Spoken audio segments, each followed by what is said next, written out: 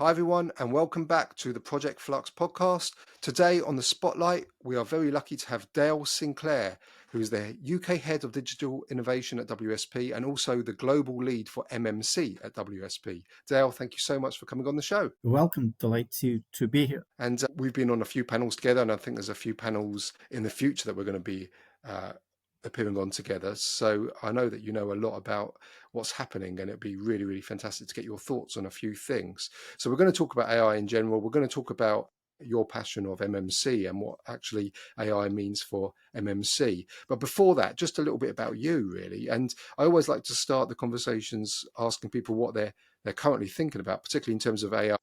You know, what's the thing that you just can't let go of at the moment? Yeah, so my background is I qualified as an architect about 35 years ago. I then spent around about 20 years. I was super lucky. I was doing nothing but designing and building buildings. I did corporate headquarters, shopping centres, hospitals. So it's a brilliant learning curve, being on site all of the time, just really seeing how construction works.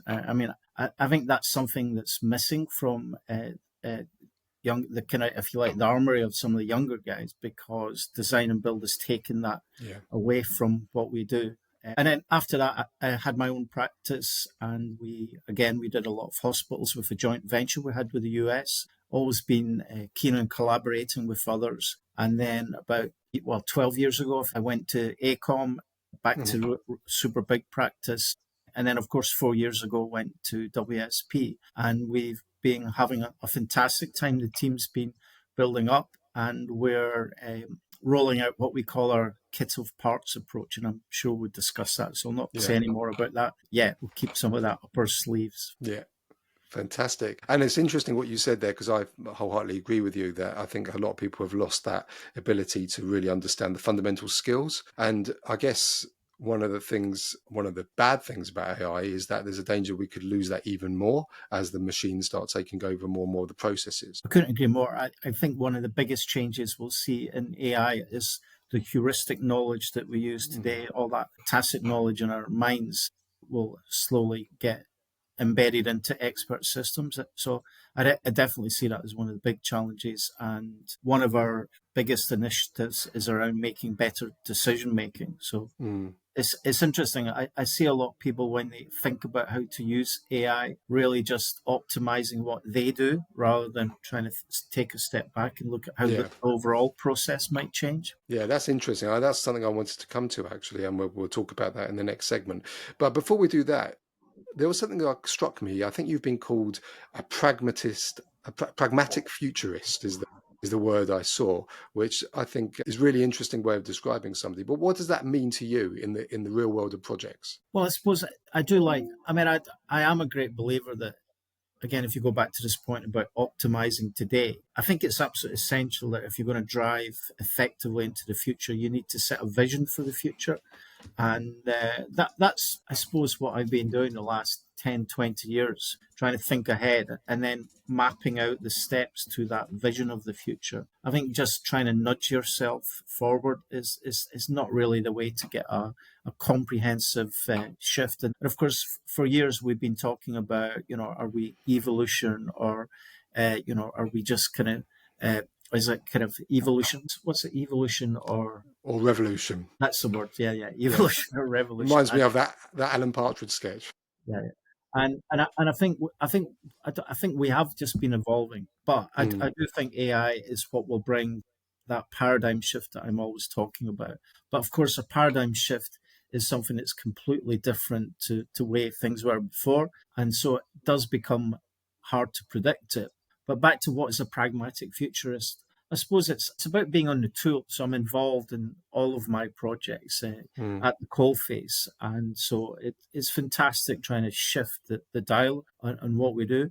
I guess that one of the challenges that we're finding is we're having to implement change programs when we're like rolling out our kit of parts, because designing for manufacture is a completely different thing to designing for construction. So there's lots of complexities all happening at the same time. And I suppose that's the way it was in previous paradigm shifts. For example, when the Florentine architects kind of moved from the master builder on site to the scale drawing, it was the ability to put big drawings onto paper that wasn't previously possible. Mm. And I think that's what happens with technology. I think none of the things we're doing are necessarily new. And people say that to me all the time. Yeah, we did that 20 years ago, Dale. And it's like, well, yes, you did a piece of that 20 years ago, but you didn't have this technology over here. So now we can take the technologies we had 20 years ago and use it with this or that. And that's what then allows us to do that paradigm shift. Yeah, it's interesting actually. I was thinking, when was the last real big paradigm shift within our industry?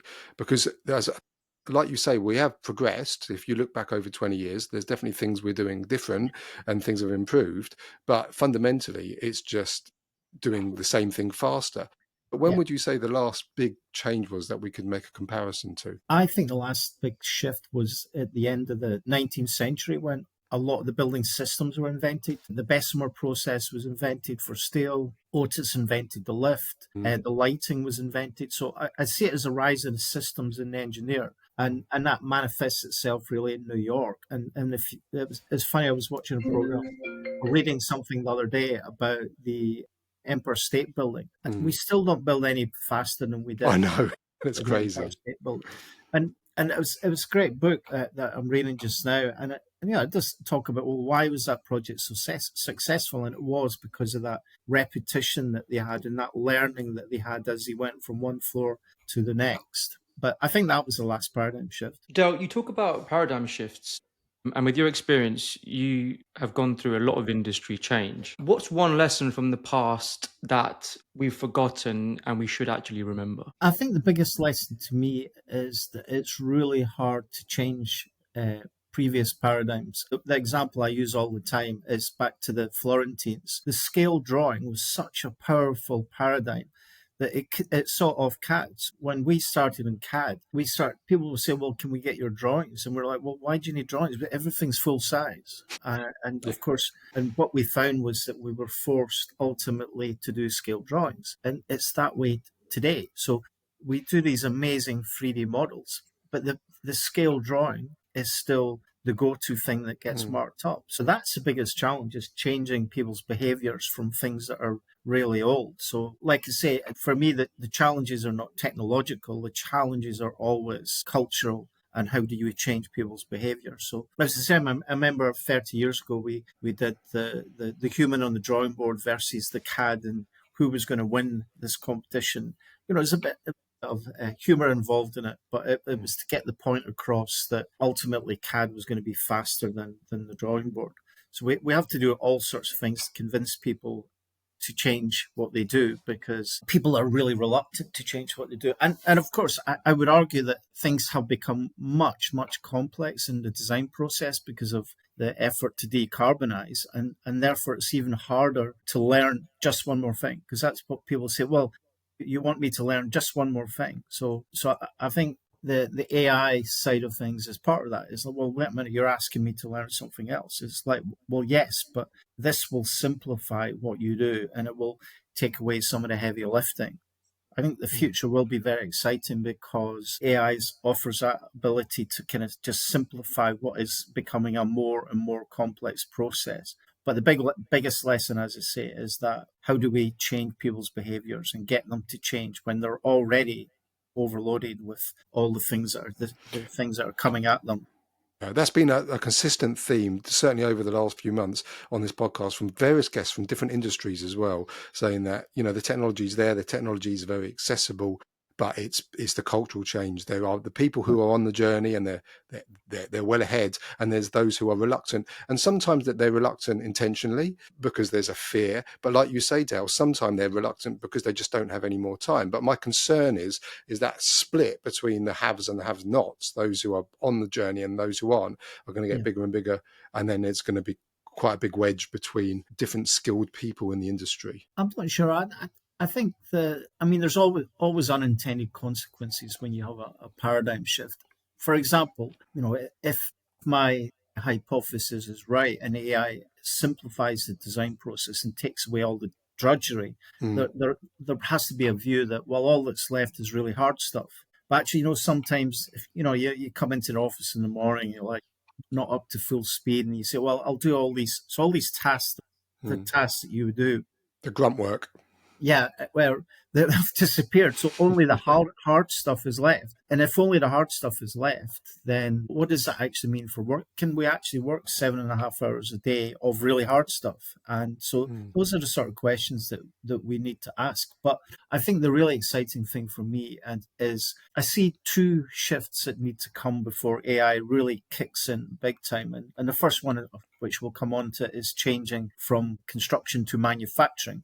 But the much bigger one for me is moving away from projects to programs of work, because programs allow you to try and look at that science side of things. So I mean, I'm not going to look at, let's say, a new topic and figure out how to absorb that into what I do on a single project. It's too difficult. But a program, you can begin to do that. So the simplification of the project to allow the free time to deliver more into programs, to me, is just as important as the MMC side of things. And I think both of these shifts, when they come along, then AI can then be used to power them up big time in, say, 5-6 years' time. Yeah. And then you get the economy of scale with those kind of programs Exactly. of work. But what happens when you've got the odd, it's great when you do have a program that works, but often some of these big projects are one-offs. So you still need to take account of that. And do you think AI can still help with the one-offs or the kind of 100%. iconic ones? Because this is one of our big things we're working on is a decision engine. And of course, the decision engine allows you to make repetitive decisions. And an example I use all the time, James, is a staircase takes 150 decisions. Now, those all get made from our mind. So if you want to know why we get so many RFIs from site, it's because we've missed a few because we're not fans of checklists and all the other things that we might use. So I think there's some pretty low-hanging fruit that we can use to take away the bulk of the decision-making on projects, to really laser focus on the project issues and then program issues. And we're doing a program of work with the Environment Agency that is incredibly exciting, because that's exactly what we're doing. We're trying to say, well, what are the challenges we see on projects and what are the challenges we see at program, and how do we bring the best of these two scenarios together to make it much faster to go through the process. Yeah, because you mentioned manufacturing as a good example where they do things with standard operating procedures and they've got checklists, and that's why they benefit from that. And the excuse that we're always given in construction is that, oh, we can't do that because every project's unique. But that's not strictly true, is it? Because the processes repeat. Yeah, every building may be unique. No, I agree with that. I mean, you've got to remember the construction is all about craft workers coming together. So, I mean, you think whether it's a plumber, an electrician, or a drywall, we don't necessarily have to tell these craftspeople what to do implicitly, because they've been through apprentices and lots of years on site. I think that's the way construction works. But the one thing I do disagree with is, I've heard a lot of people saying, well, every building is a prototype. I now don't agree with that, because the whole point about construction is you take thousands of small things to site and you put them together the same way. A drywall installer is doing the exact same thing, regardless of what he's doing. He's just putting lots of small things together. So one of my views is we need to design the catalogue of much bigger things that we can transport. So my ideal building, and some of the ones that we're working on just now, is what's the minimum number of easily transportable components that we can design to make the process on site much faster. Yeah. And of course, with the technology we have, including things like digital twins, there's no need for it to be a prototype, is there? Because you can design it in the virtual environment first anyway. Exactly. And I think that's what we're finding as we make buildings from bigger things. We've got to bring new skills to the table, like logistics. We've got to understand how to lift things. 4D becomes really important to the projects we're working on. We've got to figure out what's the sequence of elements, because the sequence impacts how I detail the different components. So yes, digital rehearsals, I think, are absolutely crucial to. It's a classic. We design it once digitally so that when we get to site, we actually all just clicks together. Dale, you made a difference between kind of evolution and revolution in terms of our processes with AI. What do you think is the risk of applying AI to inefficient existing processes? I think the risk is that, like I say, you just optimize what you currently do, and you don't really get that ability to break down some of the silos that we have. I mean, we know our industry is incredibly siloed. And even people that have got the best intentions of the world still work to their biases. So I'm not sure why that is. But at the same time, we do seem to be able to put some incredibly fantastic teams together to do some amazing projects really quickly. It's a challenge. I think we're such a, I mean, we're not like, say, a car company that owns all of the process, the design and the supply chain. And I think it's that changing nature. Again, that's back to the point of a problem of a project is, you finish one project, everyone packs up, moves on to the next one, but you might have a different design team, you might have a different contractor, you might have different subcontractors. And so you're never really truly building on that teamwork and building on that momentum. I think, but listen, I think that kind of thinking is not unique. I mean, that probably goes back to Egan and Latham. I mean, I think what we're seeing here, which is more fundamental, is we need, some of the comments you get about, well, why are we not more like the car industry? I think that's too simplistic a point for me. It's like, well, it's not about cars, it's about anything that's manufactured. I mean, I think the ship industry is maybe more applicable to a building. Yeah. But you can, I think you can find nuggets from the car industry, the use of hard points, for example, to keep, to allow different manufacturers or OEMs to come in and take one component out. And I do find that the other challenge, Yoshi, is around language as well. So like if I say modular, some people instantly think of a volumetric component in a housing project, but other people think of just a design that's standardized. And I think that to me is what I'm finding is that's one of the biggest challenges with change is if I say a term, you think it means something else than I do. And instantly we think we're aligned, but we discover we're not because the word I used, you've got a completely different meaning for it. So it's bizarre where the let's say the challenges come from when you're trying to innovate at scale. And there's a lot that goes on, even with AI, you say to people, they think immediately it means replacing their jobs or replacing what they do rather than augmenting what they're doing. I did want to talk to you a little bit before we go on to a deeper conversation about MMC and the impact of AI on MMC, a little bit about agents. So, everyone's talking about AI agents and these LLMs now getting to the point that they can actually execute tasks. How much of a big impact do you think that's going to have on the industry, whether that's design or whether that's consultancy? And I guess the big question, do you think it's overhyped? Well, I mean, for a long time, hypothesis has always been that we overestimate the impact of a technology in the short term and underestimate it in the long term. Now, if that's the case, wow, is going to be incredible in the future because we're already seeing so much hype about what it's going to do.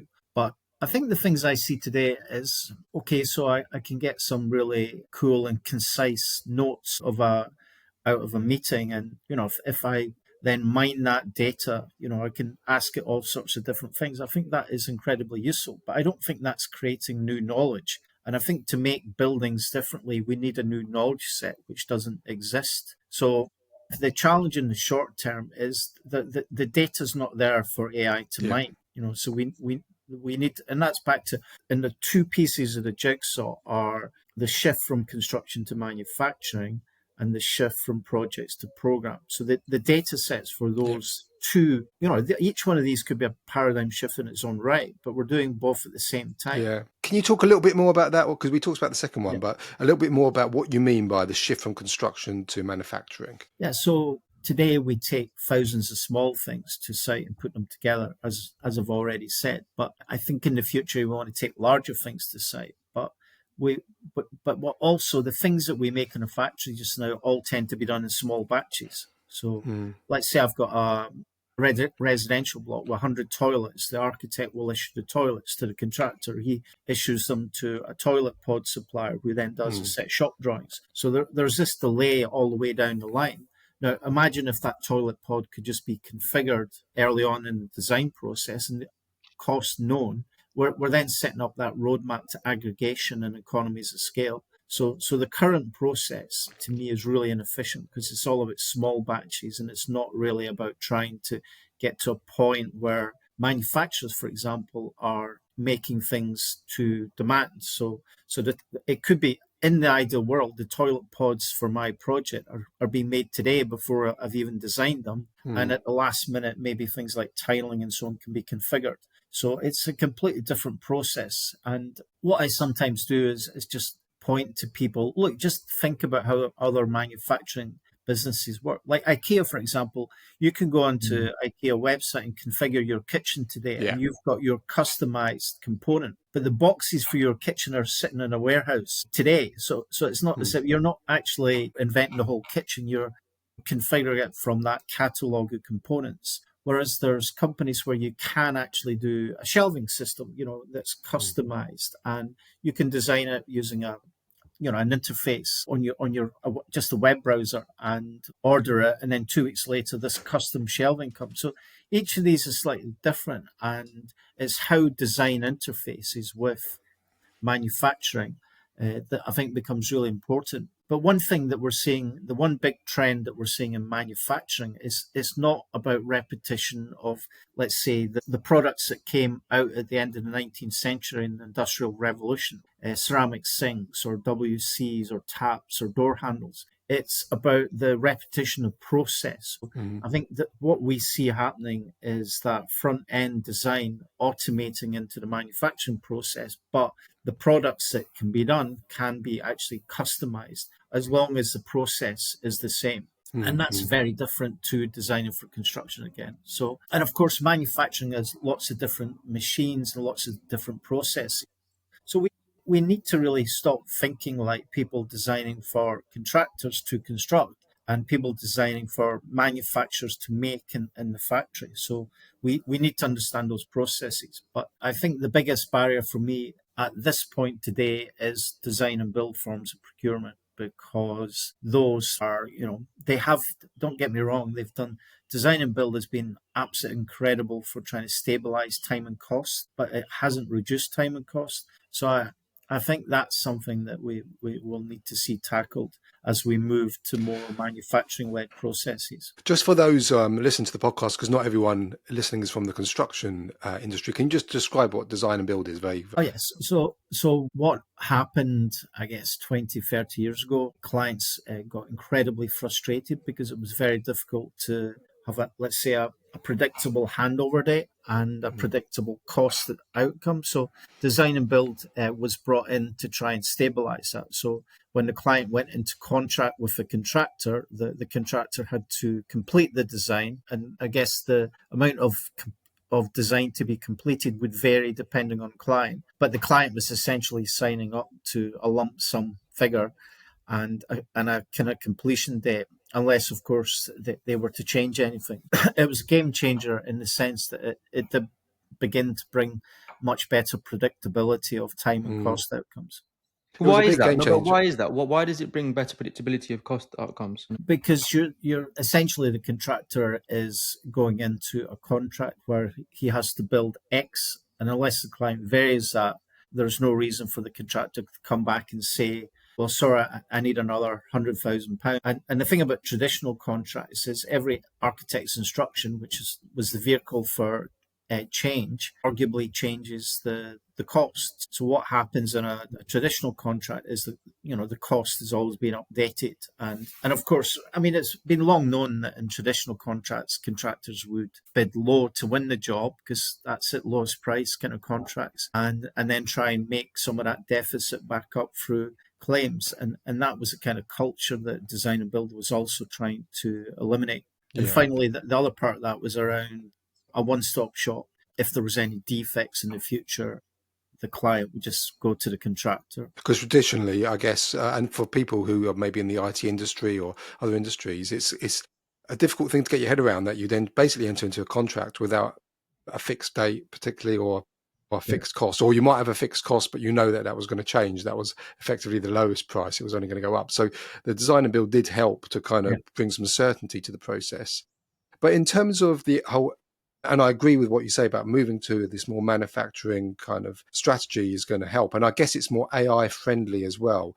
But what role is AI playing in making that kind of whole kit or parts approach more viable? Does it help at all, or is it just kind of something that sits on the side?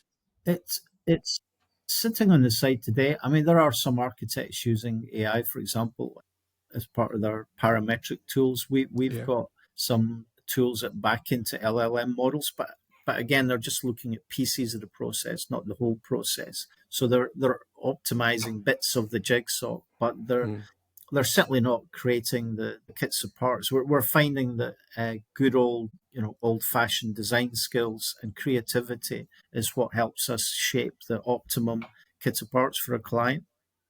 We've had a few architects on the show, and there's different kind of opinions where some say exactly as you still need the people effectively driving it. And there's others who think that we're not too far off from completely automated designs. Where do you sit on that kind of spectrum? I think that, well, we'll definitely see more automation, but I think for major projects, the complexity is such that it will still be a few years before AI can really lean in on what we do. So I would see in 10 years' time for sure that the AI will smash it out of the park. But today there's just not enough knowledge for it to really gain from. Just because something's generatively designed or it's parametric doesn't necessarily mean that it's able to face MMC or offsite Yeah. processing. But I guess the role of the architect, because that was your background, wasn't it, Dale, in terms Right. of, Yeah. and you did a lot of work with Reba. Is the role of the architect changing from a creator to like a configurator? Because if effectively everything's going to be kit or parts, that's going to change what an architect does to some extent, won't it? It will, and we are seeing that change with some clients, and I think it will vary. I mean, some clients will still want the that signature building that's been, if you like, custom designed, but increasingly clients in lots of sectors want to go faster, have better completed building, have that to less carbon. So I think we'll see those drivers changing how we design for sure, because it simply takes too long to design a building. I simply see in 5 years' time, we'll be designing buildings this week that are on site in a matter of weeks. But of course, we need to change the planning process, the procurement That's process. the bottleneck, isn't it, at the moment? Exactly. So, but I think what we want to demonstrate is that we can do it if there's a political will to change the other systems that then go with it. Yeah, I gave a lecture to a keynote to the RTPI in Ireland. I think it was about a couple of months ago. And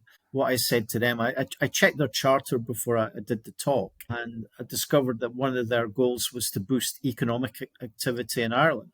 And so I said to them, well, the one thing that you can do as planners, I said, for example, is say a data center client comes to Ireland. Well, imagine if you could give them program level planning consent. Then they would know the idiosyncrasies of the local planning officers trying to change things. They could then procure all the components for 50 data centers and not try and do them one at a time. So Yeah. you're absolutely right. So I think the thing is trying to see where's the next bottleneck and how do we tackle that. Yeah, well, you've raised two there, the procurement and the planning. I did see some interesting stuff that Bentley Systems were doing in terms of generative AI solution for kind of stage 1 design that also taps into the local authority and then understands the planning regulations around that. So it makes sure that what it churns out is, compliant. For those who can't see me, I'm doing exclamation marks because it's very difficult to say that, and it's always down to the planning officer at the end of the day. But I think things like that are moving in the right direction. It gives you, it's less of a gamble if the AI is helping you be compliant in the first place. True. And what we've found is that one area where the car industry helps is around requirements. I think the way that we brief buildings is still quite simplistic compared to the requirements documents that we get elsewhere. And what we're finding is that if we can align our requirements documents to our kit of parts, we can begin automation of between the two pieces of that jigsaw. For some clients, we're looking at briefing tools that will allow us to make the briefing so much easier on a program level and more predictable, so that you're not at the mercy of let's say the one person on a project that's trying to get more than his peers on another site. That's where I think agents could be really useful, like getting the brief from clients, because that's one of the things that we're not very good at as humans, is understanding lots and lots of information and processing it very, very quickly. But that's something that an agent could be really good at, to make sure we actually, because you're right, most problem projects is, if you take it down to where it went wrong, is within the brief. So Exactly. if we can crack that, that's a massive piece sorted. And of course, what we're finding is, as we look to programs, is once you've established the brief and you've got your kit of parts in the first project, on the second project, you don't need to change anything. So having that alignment between the requirements and the kit of parts is really essential for change control downstream. And we're seeing this. There's a lot of things coming out like SMRs, where we're seeing clients slowly even doing really major buildings as products. So then you've got this challenge that I'm having to manage the product at one level of change, more akin to a PLM, and then I'm managing the project more traditionally. So that's another big trend that we'll see, this need to manage the product at a program level.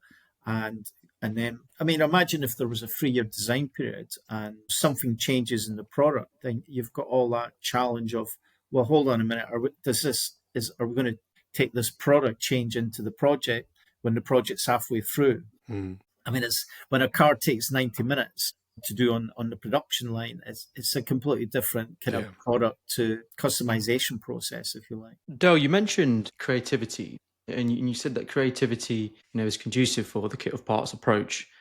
But equally, more traditional builds, which leverage an architect's, creative prowess, I would say, is also creative.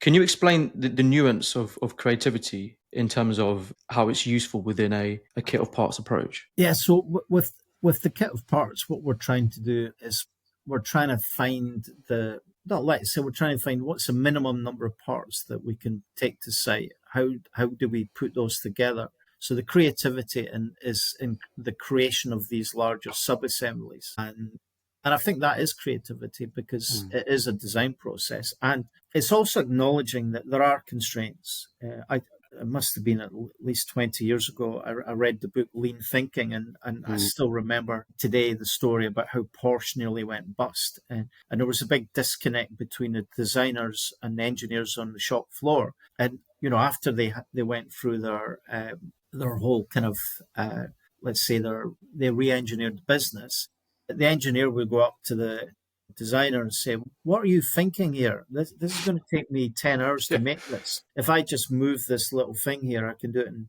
10 minutes. So those discussions started to take place. And that's back to the point. We need to design for manufacturing, and that places different constraints. Now, some people say to me, well, of course, Dale, every building's going to, look like a cookie cutter. And that's not the way, because let's say the manufacturing processes are moving to customization of components. It's just a constraint. And I think where I am with that argument just now is constraints are a good thing. Yeah, they are. Any design process has constraints. And I think good designers will respond to constraints and still be incredibly creative. Well, taking that, I'm looking at another industry. If you look at the music industry, which is interesting, those constraints, some of the classic albums were made with huge constraints, like 4 tracks that they were able to record on. And there's an argument to say that the more technology has actually reduced creativity. And then I would also, for those, we get quite a few listeners on Project Flux from the IT industry. If you go back to the early days of web design, everything had to be sort of hand coded in HTML. Now you've got WordPress and things like that. That doesn't make things less creative. It's just the kit of parts, just in a code. So there's those analogies that I think are quite useful. Exactly, and it's just back there. Well, it's a good point, because what we haven't touched on yet is the kit of parts is not just about the physical assets. It's about the process as well. And it's about the cultural shift. So it's as much a movement as it is about trying to build buildings with less carbon and faster. And I certainly see no downsides to moving more to the factory. We just need to change the whole DNA of how we do that. So how do you anticipate robots playing part in this in manufacturing? Because that's where you'll see it typically deployed quite extensively. Well, we've seen that with BMW, haven't we, already, with the humanoid robots? Yeah, so this is an interesting one. So, like I say, we've got a lot of our innovation is happening between stages 1 and 2. So that's the brief into the early design process. But we're also speaking to a ton of manufacturing innovators and that are able to do that whole process. But the problem is we can't connect those two pieces, the jigsaw and the current infrastructure of how we make things. So I came across Wright's Law. I'm not sure if that's come up in one of your podcasts, but No, Wright's not yet. Law, I discovered it when I was listening to the editor of Wired magazine. And Wright's Law is basically the rule: if you keep making things, it just gets cheaper and cheaper. And it's a linear curve. And if you Google Wright's Law and Model T Ford, it comes up. And if you Google Wright's Law Tesla, it comes up. And there's a great story about a bunch of investors. I'll not spell it out on this call, but check it out on Google. And for me, we're not even at the top of that curve. No. So a lot of the factories we have are still, there's still construction under a roof, Yoshi, because we haven't created the conditions, the standardization to be able to get in the robots. So I think the key to me is, well, how do we shift from that, make things in a factory and slowly make that more efficient? And it could be robots, it could be assembly lines, it could be use of sub-assemblies in assembly lines. There's lots of things that we can do, but we need to design better and we need to aggregate content. That's the main thing. We need thousands of things to be hammered out.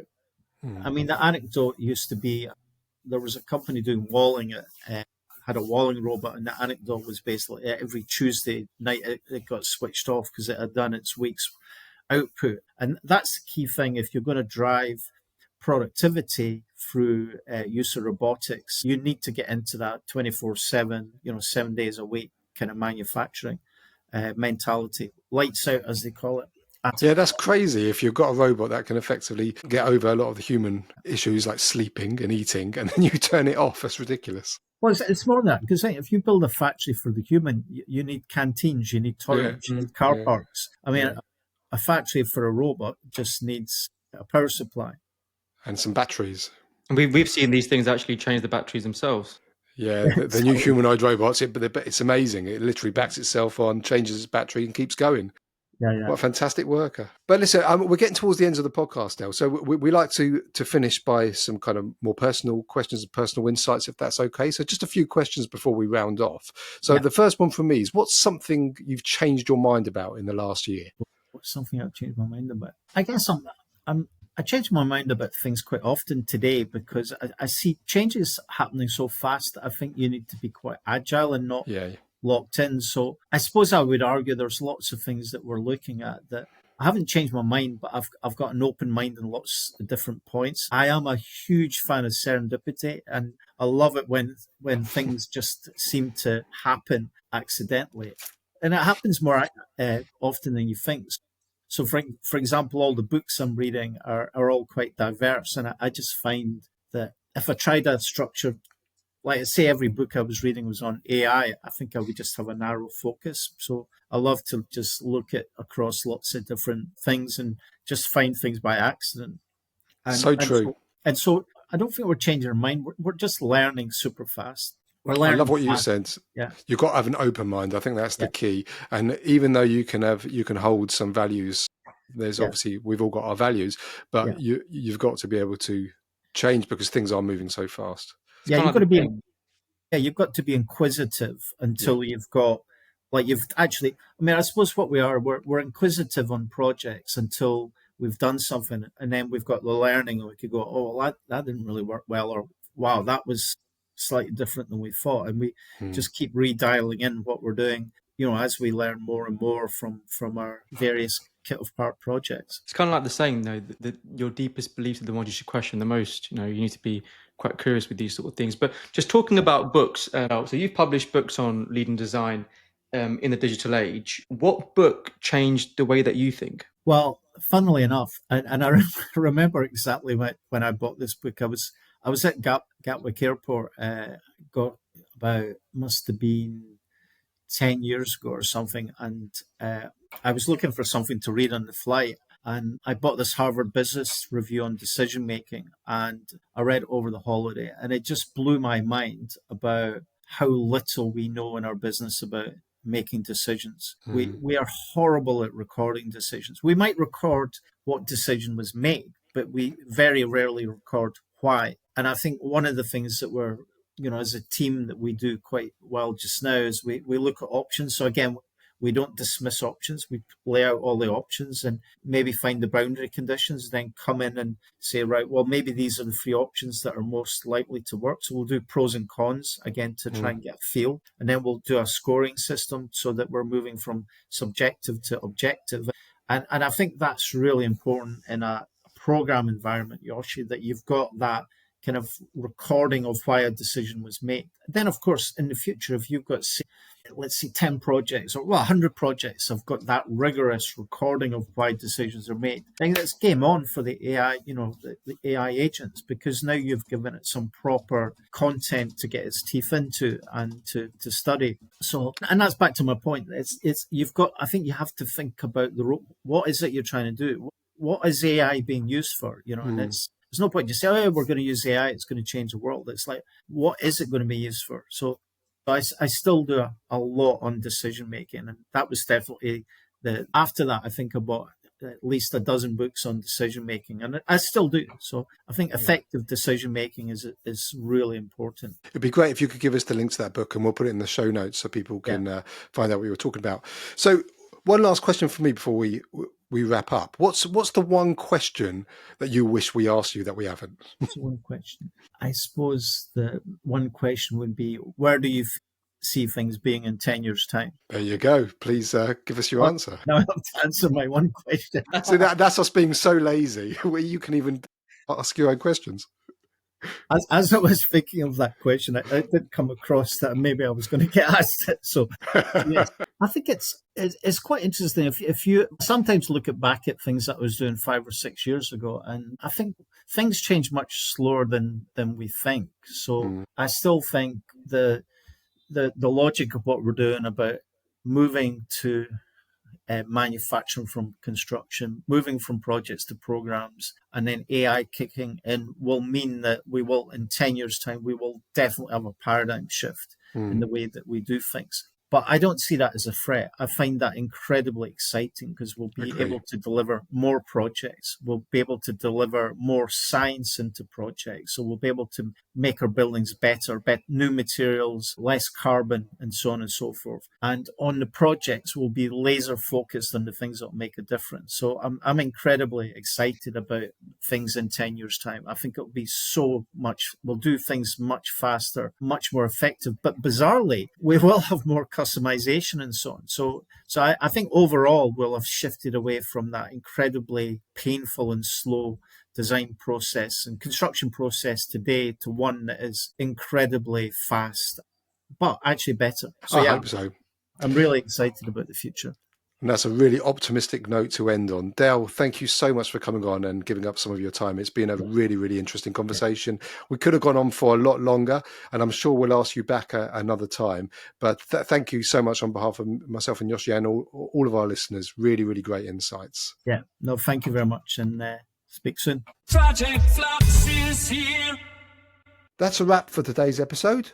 But before you go, exciting news. Project Flux is teaming up with Project Management Global to bring you the latest in AI-driven project delivery and essential management insights. Through this partnership, expect weekly AI insights, practical tools, and expert thought leadership, ensuring you stay ahead in the evolving project landscape. Stay tuned for exclusive content, joint research, and strategies to supercharge your project outcomes. You can learn more at www.pm-global.co.uk and be part of the future of project management. See you later. Project Flux is here.